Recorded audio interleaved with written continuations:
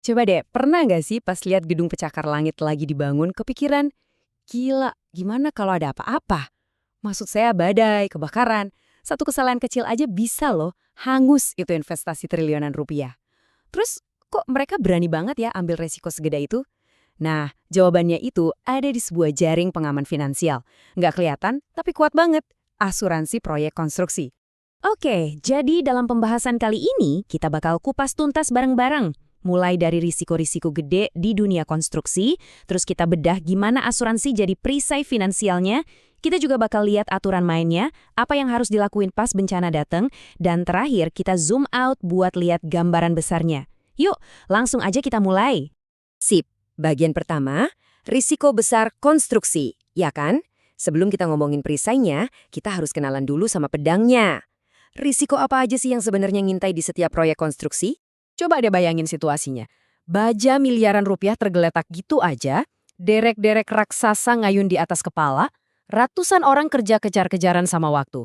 Wah, satu petir nyambar, satu operator salah pencet, atau bahkan kemalingan semalam aja, bisa-bisa berhenti total itu proyek. Ruginya bukan cuma duit, tapi waktu. Waktu yang nggak akan bisa balik lagi. Nah, kekacauan inilah yang coba dijinakan sama asuransi. Nah, disinilah sang pahlawan muncul. Kita masuk ke bagian kedua, perisai finansial asuransi. Namanya asuransi Contractors All Risks, atau biar gampang kita sebut aja CAR. Ini bukan sekedar polis biasa loh. Anggap aja ini tiket masuk yang bikin proyek-proyek raksasa itu bisa jalan. Serius deh, tanpa ini pemandangan kota kita mungkin bakal beda banget. Jadi, apa sih sebenarnya CAR ini? Gampangnya gini, bayangin aja sebuah payung super gede. Prinsipnya tuh always, artinya payung ini ngelindungin dari hujan apapun. Kecuali ya ada beberapa jenis tetesan air tertentu yang ditulis kecil-kecil di gagangnya. Jadi pendekatannya itu semua kita tanggung, kecuali. Nah, ini yang bikin polis ini kuat banget. Dan cakupannya ini, wah luas banget. Kita nggak cuma ngomongin bencana alam kayak gempa atau tsunami ya. Polis standar di Indonesia itu bahkan bisa ngelindungin dari hal-hal kayak kerusuhan, pemogokan, atau ya perbuatan jahat orang. Jadi perisainya ini didesain bukan cuma buat ngelawan alam, tapi juga ngelawan sifat manusia yang kadang-kadang nggak bisa ditebak. Tapi tentu aja, nggak ada perisai yang sempurna. Pasti ada batasnya.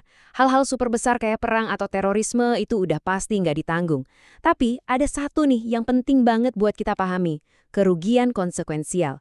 Maksudnya apa? Gini, misalnya proyek kamu kebakaran. Asuransi bakal bayar biaya perbaikannya. Tapi, asuransi nggak akan bayarin denda yang kamu kena karena proyeknya jadi telat. Nah, ini batasan yang krusial banget. Oke, kita lanjut ke bagian 3, aturan main yang jelas. Penting nih, karena perlindungan ini bukan jalan satu arah. Ini tuh kayak kemitraan. Jadi ada aturan main yang jelas buat dua pihak. Kamu sebagai pembeli polis dan perusahaan asuransi sebagai penyedia perlindungannya. Kewajiban kamu sebagai yang beli asuransi itu intinya 3. Pertama, jujur soal semua resiko proyek. Kedua, bayar premi jangan telat. Dan ketiga, ini yang unik, kamu harus bertindak seolah-olah kamu nggak punya asuransi. Maksudnya, ya tetap hati-hati, tetap berusaha cegah kerugian. Nah, di sisi lain, kewajiban perusahaan asuransi, ya simpel, bayar klaim yang emang sah. Oh ya, mereka juga punya hak namanya subrogasi. Ini istilah keren buat hak buat nagih ke pihak ketiga yang bikin masalah. Jadi semua adil dan seimbang. Dari semua aturan main tadi, ada satu angka keramat yang nggak bisa ditawar sama sekali. 30 hari. Kamu cuma punya waktu 30 hari kalender buat lunasin premi sejak polis aktif. Lewat sehari aja, udah.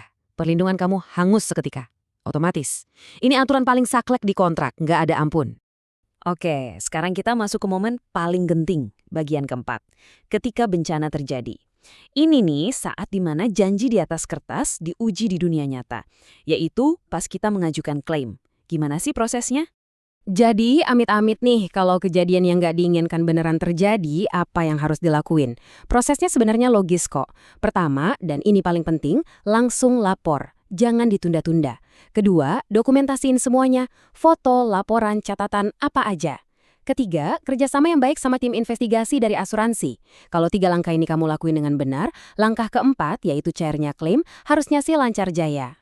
Coba deh, Anggap setiap dokumen proyek itu amunisi kamu buat proses klaim.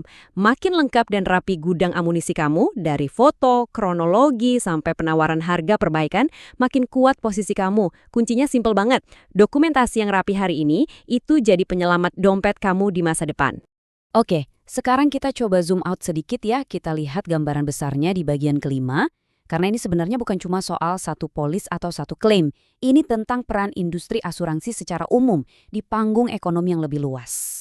Nah, kalau kamu lihat ada perusahaan asuransi dapat penghargaan kayak gini, ini bukan cuma soal piala atau gengsi perusahaan loh. Buat kita sebagai nasabah, ini sinyal yang penting banget. Artinya apa? Artinya perusahaan itu sehat secara keuangan. Jadi kalau amit-amit kita butuh klaim gede, mereka punya duit buat bayar. Janji di polis itu didukung sama uang beneran di bank, bukan cuma omong kosong. Dan inilah poin utamanya. Perusahaan asuransi yang sehat dan bisa diandelin itu ibarat pilar buat kemajuan ekonomi. Mereka lah yang nyediain jaring pengaman finansial, yang bikin para kontraktor dan pengembang berani ambil risiko buat ngebangun semua infrastruktur yang kita lihat sekarang. Jujur aja, tanpa mereka, banyak proyek-proyek keren itu mungkin nggak akan pernah ada. Jadi lain kali kalau kamu lewat proyek konstruksi, coba ingat, di balik semua itu ada jaring pengaman tak terlihat yang nanggung semuanya. Proyek-proyek ini kan mesin kemajuan kita. Nah, asuransi inilah pelumas yang bikin mesin itu terus muter, gak peduli badai apapun yang datang. Jadi pertanyaan terakhir buat kita semua, kira-kira tanpa jaring pengaman ini, apa kota-kota kita bisa semegah sekarang ya?